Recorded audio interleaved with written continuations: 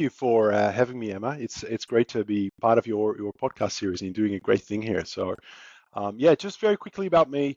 I have two jobs. One, I am the founder or one of the co-founders and product owner at Merchant Spring, which is a marketplace and Amazon-focused analytics tool. I'll explain a little bit more. The second job I have is taking more and more of my time. I'm also the host of a Marketplace Masters podcast, which is specifically focused on Amazon vendor topics. So a little bit kind of a different angle there. In terms of Merchant Spring, we do comprehensive plug and play analytics. So if you're a multi marketplace vendor, let's say you've got 5 different channels, you've got Amazon, Shopify, Walmart, or you're an agency and you're running 300, Amazon, Walmart vendor accounts, what we allow you to do is plug it all in and visualize, the performance of your entire business, entire portfolio, really at your fingertips. Everything from sales to profit to customer lifetime value, everything is just there so that you don't have to spend all that time trying to either build API calls or download spreadsheets to try and cobble it all together. We put it right in front of you so you can get to action. Perfect. Thank you. Thank you for that introduction. So before we start, if brands or agencies want to learn more about your software, how is best to find yourself and learn more about Merchant Spring? Yeah, I would direct you to our website, Merchant Spring, that's one word, merchantspring.io. You'll see lots of links there. You'll find a way to get hold of us. You can check out all of our kind of Amazon vendor materials there. We'd love to show you a demo for any of you that are interested. You're also most welcome to hit me up on LinkedIn. I'm pretty active. Just search for Paul Sonneveld. Select the guy that lives in Melbourne, Australia, not the one in the Netherlands, because you'll be talking to my cousin instead. And I'd love to engage with you on LinkedIn. Great. Thank you, Paul. Okay, let's get started then. So Amazon, pain and pleasure for brands and agencies. So from your perspective, tell me, what do you love most about the world of Amazon? Two things come to mind. At a personal level, I love the people that are involved in this whole ecosystem. Specifically, so we serve about 300 agency clients and about 1,000 vendors. I wouldn't say I know every single vendor, but I know most of the agency clients. And everyone's come from a different background. Some of them have become Amazon sellers, some of them used to be vendor managers, just people from all sorts of walks of life that have really built businesses serving the Amazon ecosystem bottom up. At a deep personal level, I love just meeting people, hearing their stories, where they've come from, like their pain points, their struggles in terms of building their businesses and really making that human connection. That's what I really, really love. The other point, what I love about Amazon itself is that Amazon is changing at a rapid pace, right? And we barely struggle to keep up. But for us, that's a good thing because we're trying to solve these pain points for our customers. So Amazon's always making things more complex. I must say, I don't love it, but it is great because it means that we can add value to our customers. It's really hard to keep up with all of the changes, so let us do it for you. And we can help you in that way. I keep reminding people, like, if Amazon made things like super easy, right, and everything was so straightforward, there'd probably be no room for software businesses or agencies or fulfillment businesses. There is something to be said for the complexity that Amazon has turned into because it does allow us all to play a little role in helping each other. Yeah, it's certainly a challenge, isn't it? And if it was so easy, every single brand would be on there being super successful and profitable as well. And that would just mean more pain for individual Amazon brands because everybody would be doing it, everybody would be easy. And how would we even then compete? So yeah, Amazon is both a pain and a pleasure in my world. Yeah. Second question, the evolution of data. So this is your strength, Merchant Spring. How has the role of data and analytics in Amazon selling changed and where is it heading? Yeah, it is, well, let me say it has changed a lot. And it's really interesting to look at kind of what's been happening in the Amazon space because it felt like for a few years there wasn't a lot happening. You could sort of get like basic sales data out of the platform and orders and a little bit of traffic data. And then, there was advertising, right? And it felt like it was fairly static for a while.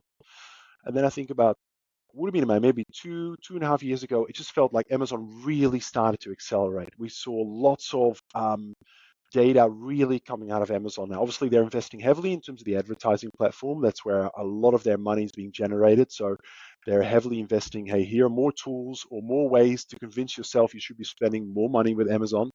And that includes, Amazon Marketing Cloud and all of that, fancy analytics. But then even just on the seller side and even on the vendor side now, there's more and more data at your fingertips, which is great. But it's also important because I often compare, and I don't think other marketplaces or all other marketplaces are necessarily in this space, but I compare Amazon to a little bit of a Rubik's Cube.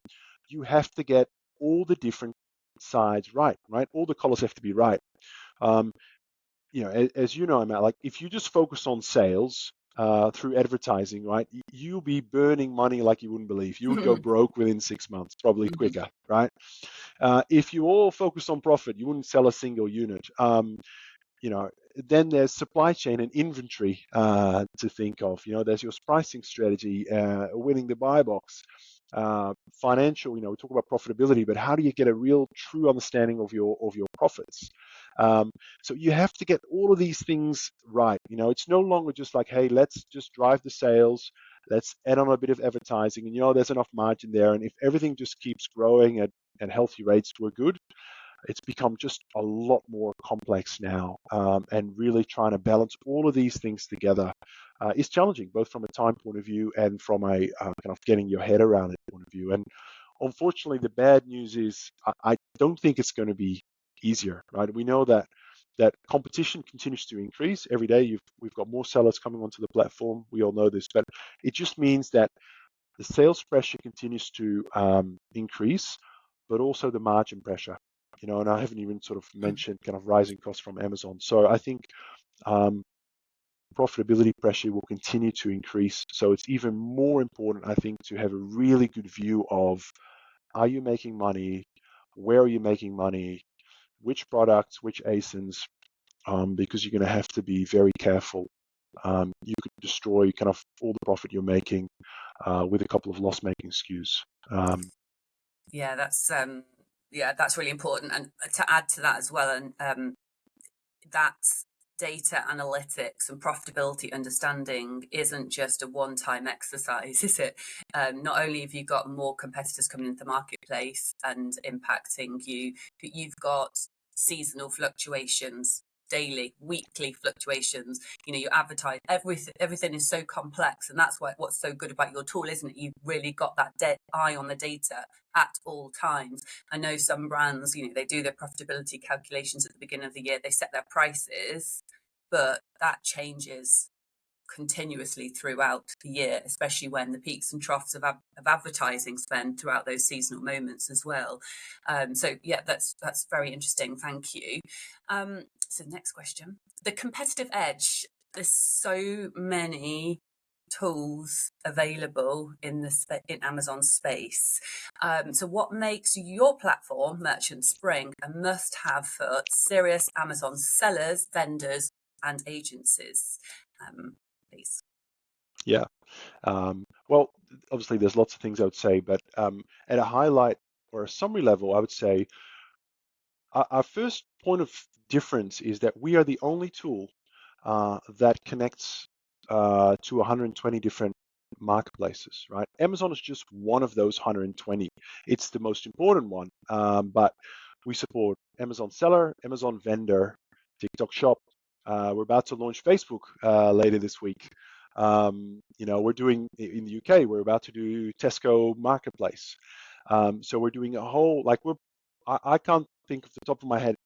I know there are some tools that do a little bit of Amazon and a little bit of Walmart from an analytics point of view. I don't know any other tool who can provide that breadth of e-commerce channel and marketplace connections and give you a view of performance across channels as well. Not just at a total channel, but take this SKU or ASIN and what does it look like across different Amazon countries, or across your Amazon store, your Walmart store, your Shopify store, right? Where are you making most money? What's your pricing at? What's your inventory in different positions? So the ability to look across channels and to optimize from a much more holistic perspective. I think that's our key selling point. The other selling points are really around the fact that our platform is kind of out of the box. It just works. You log in, the data is there. You don't have to worry about data pipelines or modifying, Power BI dashboards and the like. It's just there. And then a third one is, and this is more of an agency feature, but we go pretty deep in terms of the white labeling aspect of our platform. So we do allow our agency partners to essentially make the platform their own, their brand style guides, their look and feel, so they can offer it to their agency clients in turn as well, which is a pretty powerful feature if you're operating as an agency in this space. Thank you. And just for my listeners as well, if they were so individual brands that may only be on Amazon plus their own D2C website, how would they benefit from your tool? Or is your tool very much more focused on brands that have those many multiple channels, or agencies? So just to answer that question for the audience, who is it best for? Who is it most Yeah, suitable yeah, for? Get the most value from? absolutely. Yeah, look, I would say, I'll be really clear. If you're just doing Amazon, let's say you've got one Amazon store in the US, that's your entire business, that's all you do. There are some great tools out there. The usual the Helium 10 or Jungle Scout, or there's a whole list, right? Where we really come into play is that multi-channel dimension. So if you want to combine Amazon and Walmart, or you running Amazon accounts in the US, in the UK, and maybe in Australia, right? How do you combine all of those and see your business in the one place? I think that's where we add the value, and of course, that value actually what we find increases exponentially once you have more and more channels. I mean, our sweet spot typically, if a seller has 10 channels or less, and then I'm talking like, let's assume that every single European country is an individual channel, then I think the benefit can be marginal. But as soon as you go above that 10, you find that you get a lot of value out of our platform just by having everything in a single place. Okay, thank you. And is that the same for vendors as well? The same sweet spot for vendors?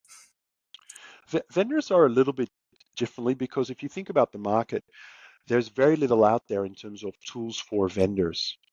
So vendors have very little choice other than using the Vendor Central platform, which is, it has improved, but it's hard to use. It's hard to get even a trend line information out there, or to say, hey, tell me which of my products, the net PPM of that, has really gone down, and I'm at risk of, Amazon crapping my product. That's really hard to do. So I think for vendors themselves, even if you have only one vendor channel, we actually add a lot of value in terms of really understanding what's going on, both from a sell-in, sell-out, and profitability point of view as well. So I think the use case is slightly different for vendors. Thank you. Thank you.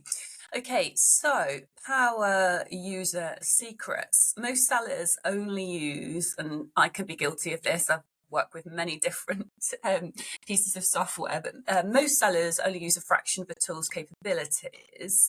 What's one powerful feature from your software, Merchant Spring, that's often overlooked?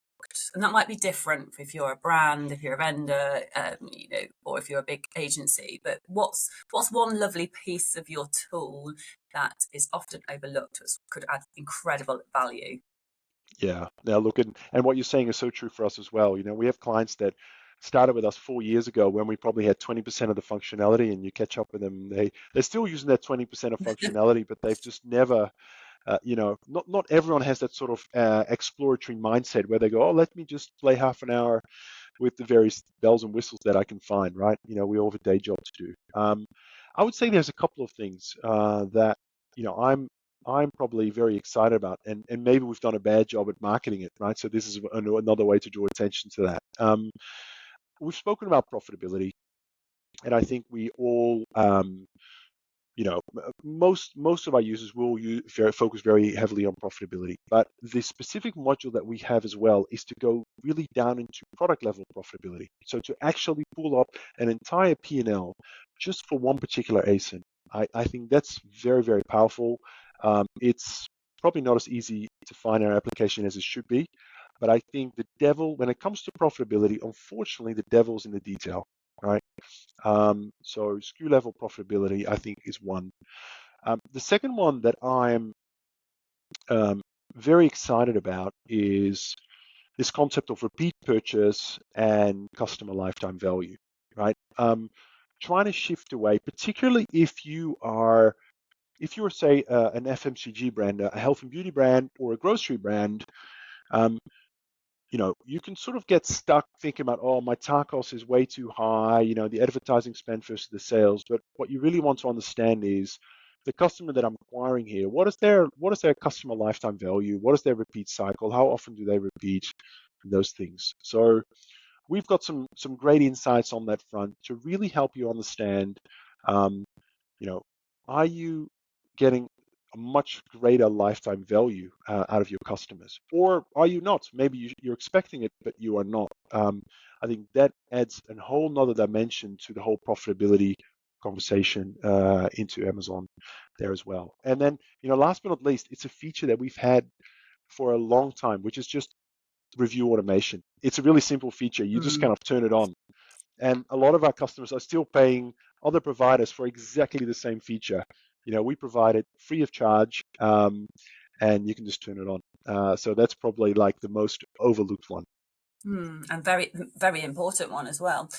So just going back to your the lifetime value aspect of your software, how far back does, so for the listeners here, how far back does your data go, and how far forward can you track? Is there any kind of limitations there?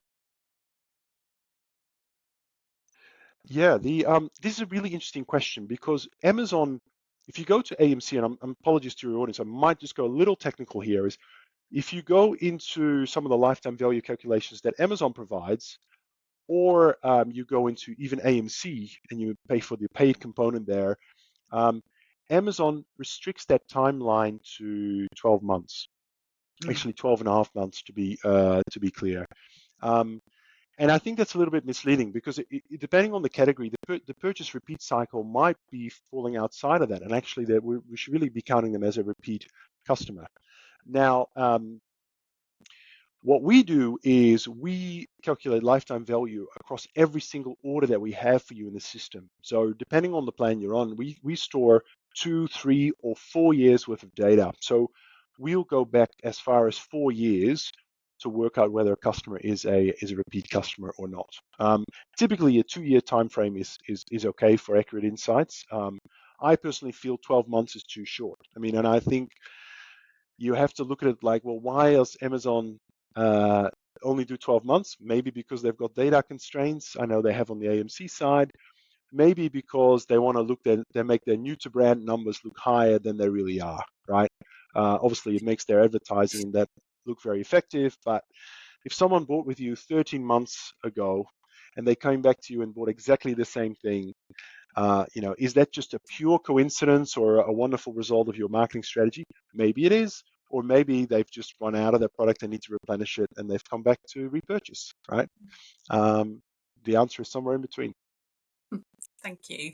And this might not be an aspect of your tool just yet, but I'd be really interested to see that customer journey. So you mentioned about mentioned Spring helping brands and agencies that operate on lots of different marketplaces. So is there any way of tracking a customer that has purchased on Amazon but then gone to purchase on another marketplace? Is that coming soon, or is that already within your software? It's we don't do a whole lot in that space. It's Mm. tricky because really what you're asking is, can we track a user across Yeah, different um, that'd be perfect. different channels? And in a cookieless kind of world, what we're moving to, that's very, very hard, right? Yeah. Without putting pixels on things Mm. and all of those things. So the short answer is no. There are some things you can do by comparing like delivery addresses and things like that, right? Typically, the customer identifier will be different anyway, and actually, in the case of Amazon, it's often masked. Technically, there are some things you can do around, comparing delivery addresses, but it's not super accurate, right? Because a lot of times I will order from Amazon and get it shipped to the office or a Mhm. shipped to a friend, so Or there's a little gift, bit of yeah. inaccuracy there too. Of course, Amazon is very big on when it comes to Amazon Marketing Cloud. Say, hey, we've got all your Amazon data here. You can upload your own first-party data into our clean room, and then we do the matching for you, and trying to discover this holy grail, right? But in my experiences, most large brands that have looked at this are very, very reluctant at this point to upload their 1P data into Amazon's data warehouse, probably for obvious reasons. So yeah, it's the holy grail, but unfortunately, we're not yet approaching that. Mm. So is there anything that agencies or brands come to you? What is the top piece of data information that brands really come to you for and say, the question, do you offer this on Merchant Spring, but you're not able to deliver yet? So is there an exciting update coming soon? Like, is there basically, have you seen any trends for what people are asking for? You're not delivering yet, but it's in the pipeline, or maybe you Yeah, don't just yeah. have this yet, but just a No, curious that's question. okay. We one of the ways we would like to be very transparent. I mean, our entire roadmap is shaped by our customers. So in a way, there are no surprises there. Um, the feature that we've just released this week is this sort of cross-channel product comparison piece. It sounds straightforward. That was our number one piece because there's this underlying demand, particularly from our agency customers, but because they're asking for it, it means their clients are asking for it, the sellers are asking for it, around offering more multi marketplace support. So we know that a lot of agencies are helping, particularly UK agencies, are helping their clients around TikTok, for example. Mm, So that's been a big. These additional channels have been a big um, um, request from our clients, and we've covered a lot of them. I think Instacart is next on the list in terms of it's more of a US focused thing. But then the next thing is nice for you to have these channels, and now I want to compare across. I want to be able to say, product A, if I advertise it, on TikTok versus, Amazon DSP versus whatever, what does my A cost look like, or what does my customer acquisition cost look like across those? So that's where a lot of the kind of emphasis and questions are focusing on. Um, and then what we're finding also is as Amazon is sort of evolving in terms of its business models, right? And I might be going a little deep here, but for example, on the vendor side, a lot of vendor accounts are being closed down. So what's happening is there are a lot of agencies and distributors that are starting to offer their own vendor or seller account as a distribution platform for smaller brands. One seller or one vendor account, multiple brands through that single account. Um, and they have the need to slice those accounts up. I might be a interesting. distributor with 50 brands in one vendor account Mm, now. They want to be able to slice that up into 50 sort of sub accounts so they can still report on them in a very sort of sliced and isolated and accurate way. So we've focused a lot. It's probably more on the agency side, obviously, in terms of enterprise features, but we find that as the model, as the service providers are evolving to meet the needs of their clients, so we've been evolving our feature set to support them in that. mm, fascinating. Thank you. So last kind of formal question. So a quick win for sellers. If an Amazon brand had just 10 minutes to improve their business using your tool, so it could even be as simple as the reviews automation, but what would have the most significant impact if they only had 10 minutes to play with your tool and action something quickly? Yeah, I would turn on the review management side of things. That's 30 seconds. That's done. Well, let's say you do it with all of your channels. That's maybe 2 minutes. Second thing that I would do is I would turn on buy box notifications, alerts, and suppressed listings alerts. Listings getting suppressed is one of these things that immediately causes sales loss. So I would turn that on. Again, probably would take you another 2 minutes to turn that on. And then last but not least, I would probably go to your FBA inventory management module and just have a look which of my products are about to run out of stock, or what's Merchant Spring recommending in terms of your replenishment quantity, and where do I need to take action? Because you can create the most sophisticated advertising campaigns or buy box strategies, wherever it might be, most beautiful videos and images, but if you don't have stock, it's all for nothing. So yeah, if you have 10 minutes, those are the 3 things that I would do. Amazing. Thank you. Thank you. So the final question that we ask all interviewees, if you had a crystal ball, what's the biggest shift coming to e-commerce over the next 5 years? 5 years is a long time It's in a our long game, time, as yeah. you know. I can't even remember what Amazon looked like 5 years ago. No. Look, I think one big shift that's definitely happening is these additional marketplaces, right? So diversification of selling channels, really, whether it be Temu, Shine, TikTok, um, Tesco Direct, or don't know what Tesco Marketplace, don't know what they've called themselves these days. We're seeing more and more diversification around that. I think partly driven because there's a whole generation of shoppers that prefers those channels over Amazon, but also from a profitability pressure point of view, there are a lot of SKUs, ASINs on Amazon that arguably, depending on what you're selling, they're just no longer profitable. So what do you do with those? Do you stop selling them, or maybe you find there are other complementary channels where actually, yes, the sales velocity is not as great as Amazon, but hey, you make 20% margin. I'd rather make a fifth of the sales velocity with 20% margin than the original sales, which might be a big number with 0% margin or negative margin. So we're already seeing lots of work being done to try and solidify the profitability of your e-commerce portfolio through these supplementary channels. I personally don't think Amazon is going to go anywhere or it's going to be That taken was over. going I to be think my question. it's still going to be the biggest part of your e-commerce business in 5 years' time. But I think that you'll have more irons in the fire to try and improve that overall profitability picture. And adding much more complexity, and that is where your tool comes in. That's we're well positioned. Let's put it that way. Fabulous. Okay, well, that kind of concludes our interview. So, Paul, thank you very much. And as a reminder, please, to listeners, can you explain how you can learn more about Merchant Spring and our demos available for everybody? How does it work if a brand or an agency were interested in working with you using your software? How to learn more, and can they access demos? Yeah, absolutely. So just head to our website, merchantspring.io. That's Merchant Spring, one word. You'll find lots of information there, but we've got an entire team that would love to give you a quick little product tour and maybe discuss what features and aspects are most relevant for you. You can simply hit the book a demo link on our website and you can schedule it right there and then. You don't have to wait for anyone to get back to you. You're literally scheduling it straight into someone's diary, maybe me, maybe some of my colleagues. I'd love to chat with you. So feel free to do that. We are running a special offer as well for listeners of this podcast.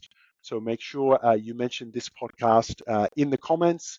And we're very excited to be able to offer you a 50% off for the first 3 months on any brand or vendor plan. So make sure to mention that. Thank you, Paul. So that wraps up the podcast interview. Thank you so very much, Paul, and have a good day, everyone. Thank you.